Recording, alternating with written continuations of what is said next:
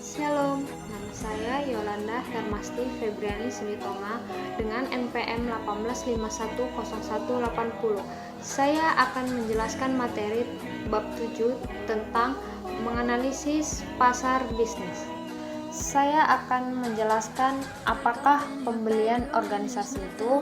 Pembelian organisasi adalah proses pengambilan keputusan di mana melalui proses ini organisasi formal menetapkan apakah mereka perlu membeli produk dan jasa dan mengidentifikasikan, mengevaluasi, serta memilih antara merek dan pemasok yang ada.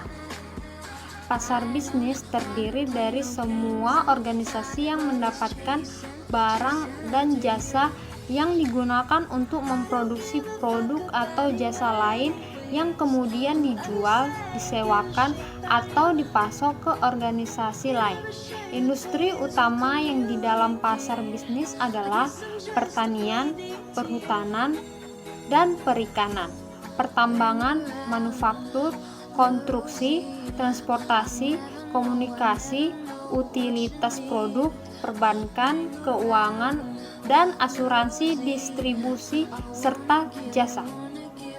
Meskipun demikian, pemasar bisnis mempunyai beberapa karakteristik yang sangat berlawanan dengan karakteristik pasar konsumen, yaitu 1. Pembeli yang lebih sedikit tetapi lebih besar.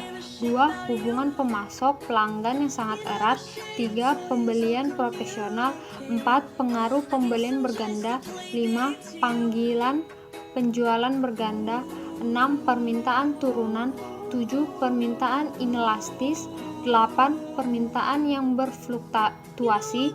9. Pembeli yang berkonsentrasi secara geografis. 9. Pembelian langsung. Bisnis kecil merupakan bisnis yang mempekerjakan karyawannya kurang dari 500 orang, mempekerjakan setengah dari semua pekerja sektor swasta, dan menghasilkan 60% sampai 80% pekerjaan baru secara bersih setiap tahun pada dekade terakhir. Semua bisnis baru ini memerlukan peralatan modal, teknologi, pasokan, dan lain. Situasi pembelian. Pembelian bisnis harus memutuskan banyak hal sebelum melakukan pembelian. Jumlahnya tergantung pada situasi pembelian, kompleksitas masalah yang dihadapi, seberapa baru persyaratan pembelian, jumlah orang yang terlibat, dan waktu yang diperlukan. Ada 3 jenis situasi pembelian adalah 1. Pembelian kembali langsung. Dalam pembelian kembali langsung, departemen pembelian memesan kembali persediaan seperti persediaan kantor dan bahan kimia secara rutin dan memilih pemasok dari daftar yang telah disetujui. 2. Pembelian kembali modifikasi. Pembeli ingin memodifikasi spesifikasi produk, harga, kebutuhan pengiriman, atau syarat lain. 3. Tugas baru. Pembeli membeli produk atau jasa untuk pertama kalinya. Contoh, bangunan kantor, sistem keamanan baru. Semakin besar biaya atau resikonya, semakin besar jumlah peserta dan semakin besar pengumpulan informasi mereka. Pembelian dan penjualan sistem.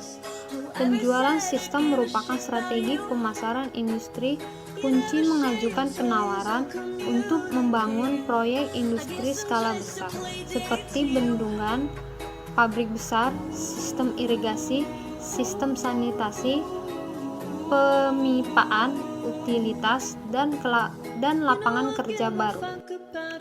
Penentuan target pusat pembelian.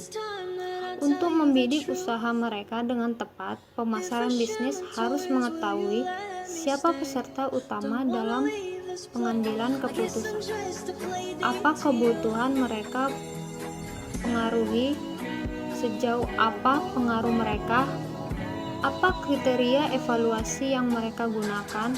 Pemasar bisnis tidak selalu tahu persis jenis dinamika kelompok yang terjadi sepanjang proses pengambilan keputusan, meskipun informasi apapun yang dapat diperoleh tentang faktor kepribadian dan antar pribadi.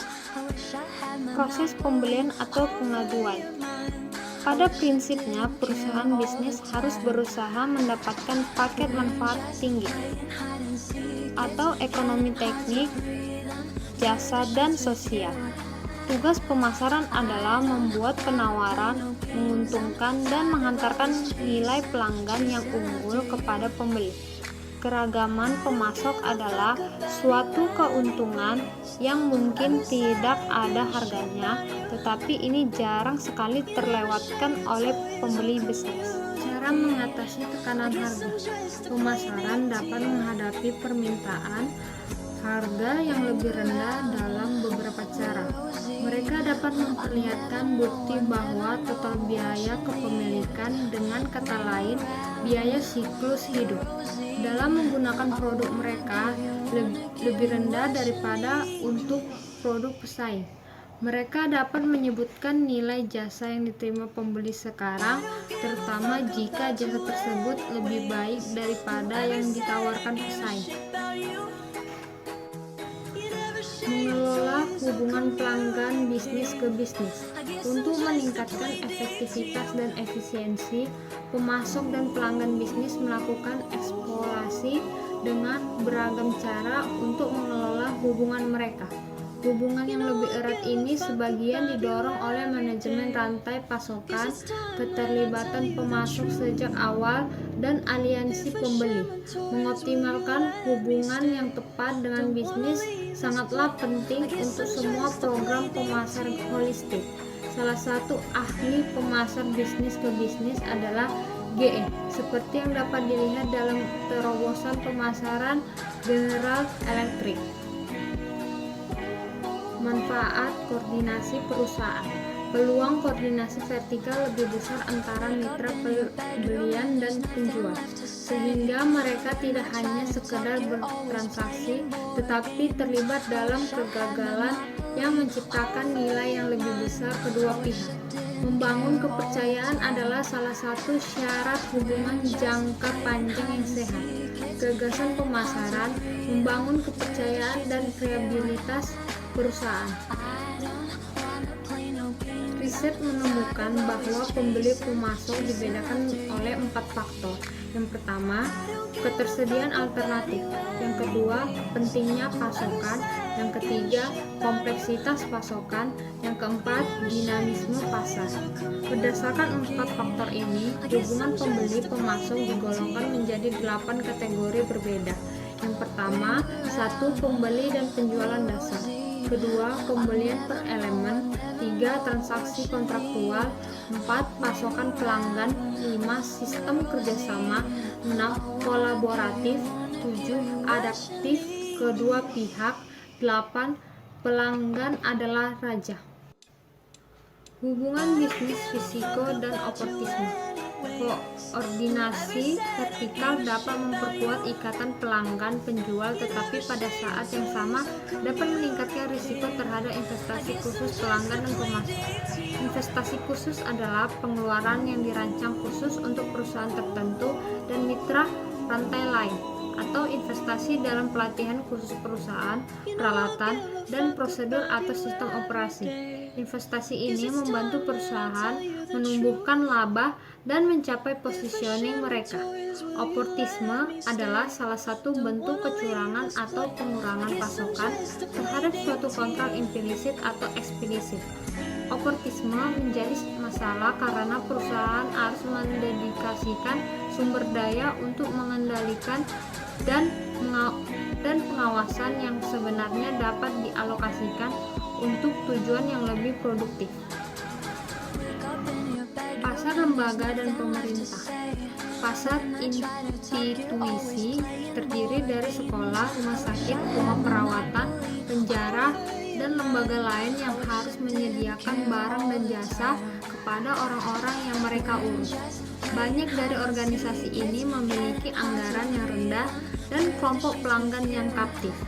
Di sebagian negara, organisasi pemerintah adalah pembeli barang dan jasa yang utama. Mereka umumnya mengharuskan pemasok mengajukan penawaran dan sering memberikan kontrak kepada penawar terendah. Sekian penjelasan materi yang saya jelaskan mengenai menganalisis pasar bisnis. Semoga Semoga bermanfaat. Terima kasih.